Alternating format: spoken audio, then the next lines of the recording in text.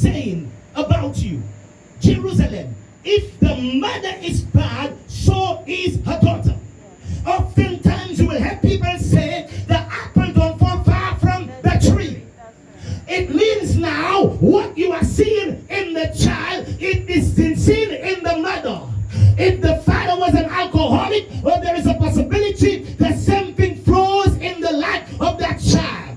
So God says that's going to use that proverb. If the mother is bad, then the child will be bad. It means there is a pattern that can be recognized in the bloodline. So oftentimes what you are dealing with, it did not start with you. It did not originate with you. You inherit a pattern in the bloodline that has been ongoing before you were born. And because you came from that family, that same thing is affecting you.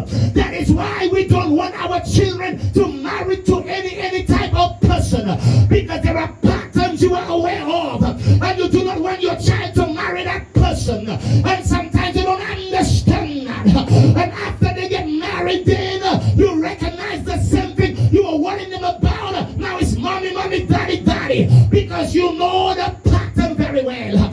My God, help me, Holy Ghost. The Bible says we are like trees planted by the rivers of water. We are like trees planted in the courts of the Lord, which means we are not trees, but we are like trees. It means if there is an evil fruit, if there is a bad branch, oh my God, the problem is not in the branch. The disease is not in the fruit, but is in the root. And if you cut the branch, you cut the fruit, the problem will still exist. And some of us are only dealing with the symptoms of what is affecting us, the branches and the fruit, but we are not going to the root cause. The root cause has to do with the family you came from, the generation you came from. There is a demon assigned to every family. Oh my God, help me, Holy Ghost, to enforce diabolical pattern, to enforce vicious cycle, to see that no one is exempted. And if you are only operating by the principle of forgiveness, God will forgive you. But the demon, you are not dealing with it.